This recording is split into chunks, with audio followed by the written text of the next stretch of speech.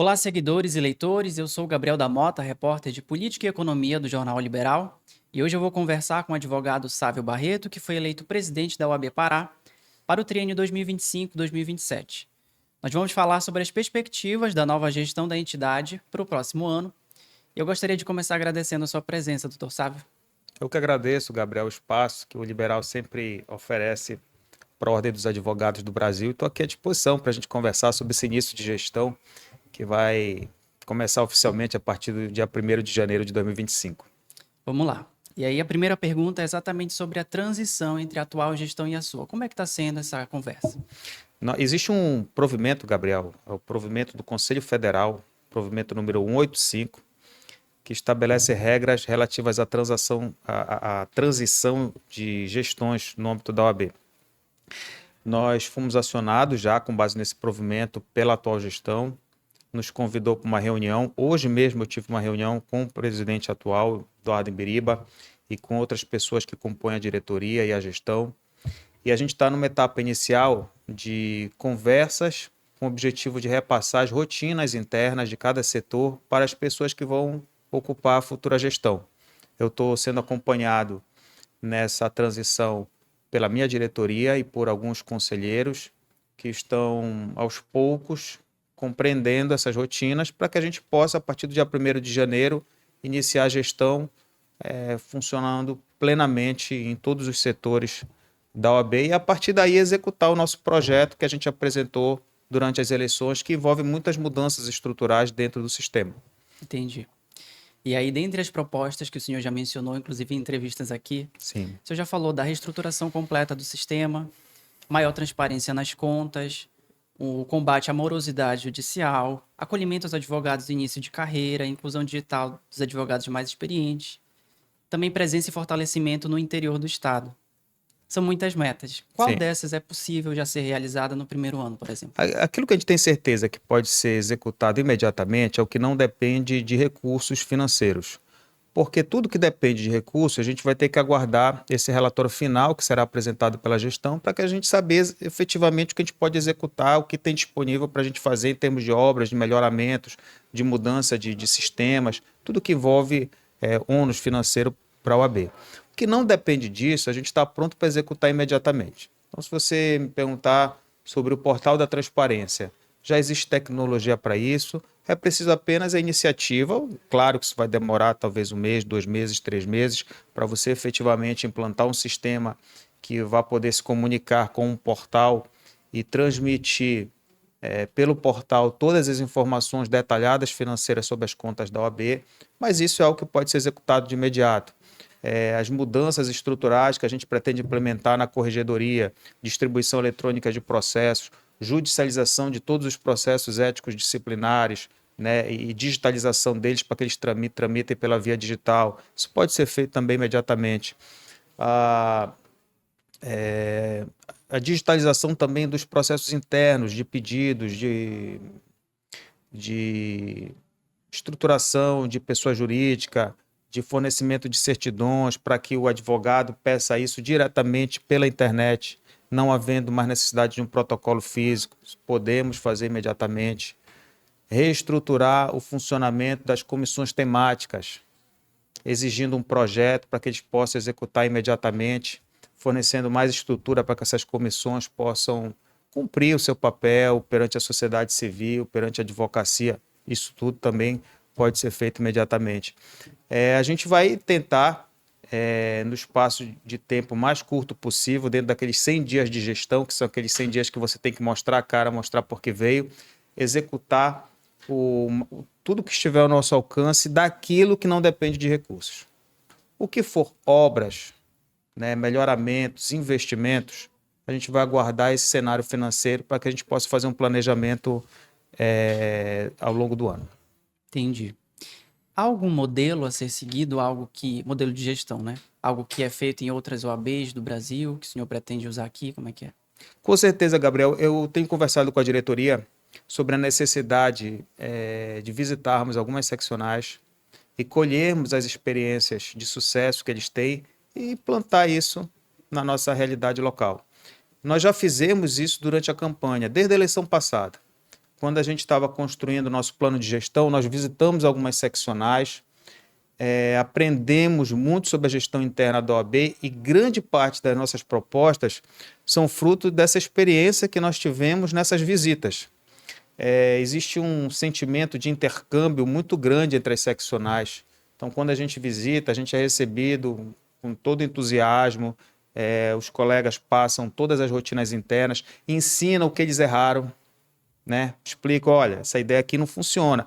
Por exemplo, a Caixa de Assistência do Advogado, que é um órgão importantíssimo, porque é um órgão que presta serviços para a advocacia, planos de compras coletivas, serviços médicos, creche, administração das salas de coworking, várias experiências que, para serem executadas com êxito, é importante você visitar onde elas já estão sendo executadas, para saber que determinadas ideias não funcionam dentro daquela realidade ou são extremamente onerosas e não têm sustentabilidade econômica. Então, essas conversas elas são importantíssimas. É que a gente quer iniciar por aquelas experiências que a gente tem certeza que vão funcionar, porque elas já estão funcionando em outras seccionais.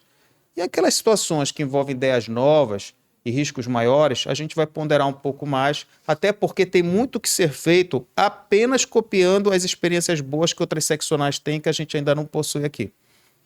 Entendi. Bastante trabalho pela frente, né? Trabalho não falta. O senhor também já mencionou que é preciso aproximar o AB da sociedade civil, né? Atuar de maneira mais emblemática em algumas questões importantes.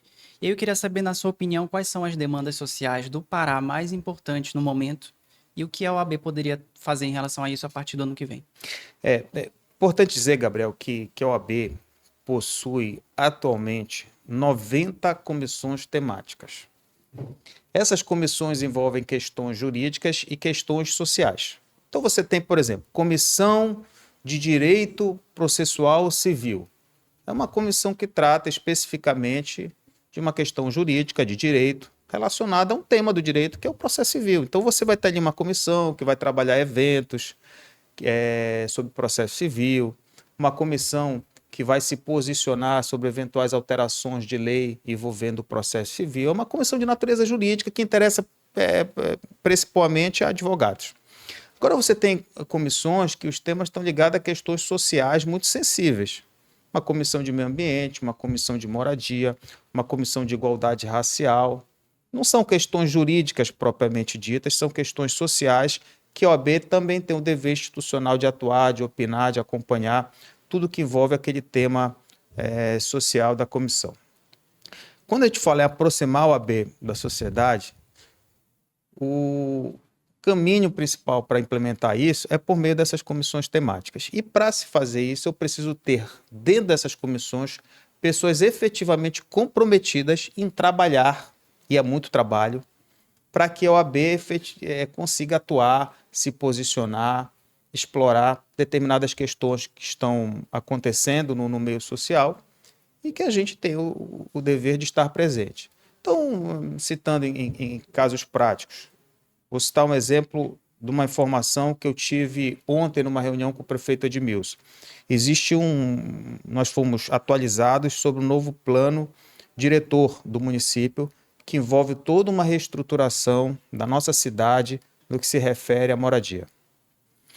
Um tema importantíssimo que a sociedade civil está desconectada, né? Apesar do trabalho da imprensa, que leva essas informações, a maioria das pessoas é um assunto que impacta fortemente na vida de todas as pessoas, de todo cidadão, de todas as classes econômicas, e não está sendo acompanhado plenamente pela sociedade civil. O que a OAB tem que fazer? Ela tem que acompanhar esse futuro projeto de lei, ver se ele está alinhado corretamente, ver se por trás dele não tem um interesse econômico, que acaba sendo contrário ao interesse social, porque muitas vezes isso pode acontecer, e você direciona uma alteração de uma normatização, né, da cidade, da construção civil na cidade, não para atender a população e para atender uma determinada interesse político ou econômico. Essa a função da OAB. Então, não pode um assunto dessa envergadura estar passando ao arrepio, à revelia da OAB. Então, nós temos que selecionar o que é de mais importante dentro daquele tema social e estar presente, acompanhando, criticando, censurando, propondo uma ação contra uma política pública, concordando ou discordando de um projeto de lei. Claro que a OAB não tem poder, estrutura, recursos para atuar em todos os problemas sociais e resolvê-los. Mas nos problemas principais a gente tem que estar atento e ter um certo protagonismo neles. Entendi. Quando o senhor falou sobre combater a morosidade judicial, o senhor já defendeu uma postura conciliadora, né? Propondo parcerias em vez de críticas ou cobranças a uma questão estrutural que faz parte mesmo do âmbito judicial. E eu queria lhe perguntar como é possível levar essa postura conciliadora para a sociedade civil pensando na polarização política do país. A OAB consegue atuar dessa forma? Consegue. A postura conciliadora tem que ser a nossa primeira postura, a nossa primeira atitude tem que ser uma atitude conciliadora. Se a gente está falando de morosidade da justiça, a gente está falando de um problema estrutural do Poder Judiciário que não tem recursos humanos e físicos suficientes para dar vazão ao número de processos que ela tem dentro da sua estrutura. E então, antes de você atirar pedra no tribunal, criticar a morosidade, dizer que a justiça não funciona, que a justiça não é eficiente, você tem que chegar junto ao tribunal, como instituição, mostrar dados, mostrar informações, comprovar efetivamente, não é fazer uma reclamação vazia, é demonstrar concretamente, com base em informações e dados, e existem essas informações, existem esses dados, para mostrar que existe de fato um problema a ser resolvido. Você tem que sentar na mesa e chegar no primeiro consenso. Tribunal, existe ou não existe um problema? Não estou nem falando da solução, existe ou não? Ah, existe? Ok, então é importante as instituições chegarem pelo menos ao convencimento de que o problema existe. Então, se ele existe, agora a gente tem que discutir a solução para ele. De que modo a advocacia pode contribuir para resolver isso? A gente entende que a gente pode melhorar a morosidade, que o caminho é A, B ou C. Existe alguma possibilidade de nós adotarmos alguma dessas providências? Ou existe alguma outra providência que o tribunal entende que é mais eficiente do que essas? É assim que se faz um diálogo conciliador. Agora, se você chega junto ao tribunal e o tribunal discorda da existência do problema ou concorda com a existência, mas não aceita adotar nenhuma prática para corrigi-lo, aí você tem que tomar outro tipo de providência. Aí não é mais uma providência conciliatória. Você tem que tomar uma providência junto ao CNJ, fazer um protesto público, porque isso atinge não só a advocacia, mas isso atinge toda a sociedade. Você não pode viver num país em que você não pode recorrer ao judiciário, ou que você recorre ao judiciário e leva 5 anos para você ter uma sentença de primeiro grau. Aí você vai para uma outra postura que já não é conciliatória, é uma postura de enfrentamento. A gente está disposto a seguir o rito que é recomendável numa vida institucional. Buscar um caminho conciliatório, porque é o início de gestão, é um outro perfil de gestão, são outras pessoas. Então a gente tem que iniciar isso dentro de um perfil conciliatório, mas tem um time, uma programação para que isso se resolva e tenha uma solução conciliatória. Se não tiver, a gente parte para o enfrentamento e muitas vezes o enfrentamento termina futuramente numa situação conciliatória. Interessante. O senhor também já mencionou que já conversou com alguns advogados que deixaram de contribuir com a anuidade da OAB por não se sentirem representados pela entidade. Como é que a sua gestão pretende recuperar esse espírito de representatividade? Nós tivemos uma reunião agora, recentemente, que eu referi no início, com a atual gestão, e um dos temas foi a questão da inadimplência dos advogados e das advogadas em relação à anuidade da OAB. O atual presidente da OAB me explicou que essa inadimplência ela estava em torno de 30% e após a pandemia ela caiu para 50%. No ano passado ela chegou em 54% de advogados e advogadas inadimplentes com a sua anuidade e agora atualmente ela é menor que 50% em razão das eleições. E quando tem eleição, muitos advogados quitam a sua anuidade para poder votar. Aí você está com uma situação um pouco mais favorável, mas a tendência é voltar, passar do limite dos 50%, que é um limite altíssimo de comprometimento orçamentário para a estrutura da OAB. Existem problemas no que se refere à recuperação desse crédito. O advogado ou advogada não é mais suspenso do exercício da profissão pelo não pagamento da anuidade. Para se cobrar judicialmente a anuidade da OAB, é necessário somar pelo menos 5 anuidades. Eu não posso cobrar judicialmente 2 anuidades, porque existe uma lei federal que impede isso. Isso já em vigor há alguns anos. E a Justiça Federal tende a extinguir execuções cujo valor seja inferior a R$ 10 mil. E quando você soma 5 anuidades, não dá o valor de R$ 10 mil. Enfim, a cobrança judicial da anuidade está se tornando cada vez mais inviável, por vários aspectos, como eu mencionei agora. Como então trazer esse advogado, essa advogada de volta, né, para a situação regular financeira perante a OAB? Eu só vejo um caminho. É a OAB efetivamente prestar serviços que induzam esse advogado, essa advogada a pagar a sua anuidade. E esses serviços têm que ser prestados por meio da Caixa de Assistência da Advocacia. É isso que está sendo feito em outras seccionais. Tem situações do tipo uma rede de descontos ou de benefícios por meio dos quais, para ter acesso a eles, é necessário estar adimplente. Aí o advogado, a advogada, que não está pagando unidade, perceberá que é melhor pagar R$ 800 por ano e ter acesso a certos benefícios do que ficar inadimplente. Vai ser mais econômico para ela pagar a OAB. E a OAB tem um poder muito grande, Gabriel, de obter vantagens, porque a gente está falando aqui no Pará de 29 mil advogados e advogadas. Então, o nosso poder para barganhar vantagens econômicas são muito grandes. Eu gosto de citar o exemplo das compras coletivas, compras de material de escritório, compras de equipamentos que são caros para um escritório de advocacia. Nós podemos fazer isso pela via da compra coletiva. Aqueles recursos, aqueles equipamentos que saem a um determinado valor, se você comprar individualmente, numa compra coletiva você pode reduzir 20%, 30% do custo dos mesmos. E por que não a OAB realizar esse tipo de planejamento, né? Oferecer creche, oferecer aí, pelo menos alguma estrutura que consiga acolher um filho menor de idade, né, durante o tempo que a advogada está fazendo uma audiência, né? Isso tudo pode ser oferecido, às vezes não gratuitamente, mas de forma subsidiada. Em vez de você utilizar um serviço particular que é mais caro, a OAB, que não tem fins lucrativos, pode oferecer certos serviços de forma mais vantajosas para os advogados e advogadas que, evidentemente, estejam adimplentes com a sua anuidade, porque não tem como oferecer isso para quem não está ajudando o custeamento do sistema. E é por aí que a gente tem que buscar trazer de volta a advocacia para o adimplemento.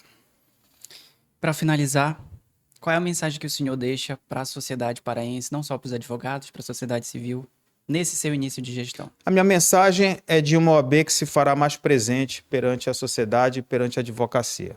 A gente quer efetivamente conectar a nossa instituição com os problemas sociais. Nós queremos acompanhar as políticas públicas. Nós queremos nos posicionar sobre tudo que for relevante para a sociedade, mostrando que a advocacia não tem apenas o interesse particular de ganhar dinheiro por meio do patrocínio dos seus clientes. Ela quer também contribuir com seu conhecimento jurídico para uma sociedade melhor.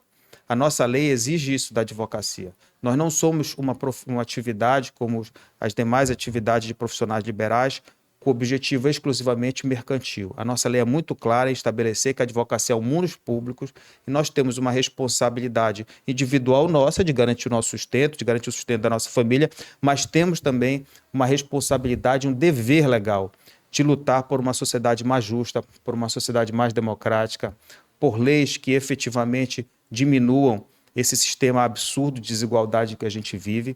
E a gente quer mostrar que a advocacia individualmente e coletivamente, por meio dessa instituição tão importante para a sociedade civil, está presente para cumprir esse papel institucional, para além da defesa dos interesses da advocacia, que qualquer conselho de classe tem que fazer. Doutor Sávio, muito obrigado pela sua presença. Eu que agradeço, Gabriel. E a você que nos acompanhou até aqui, obrigado pela audiência. Acesse oliberal.com e as nossas redes sociais para ver outros conteúdos.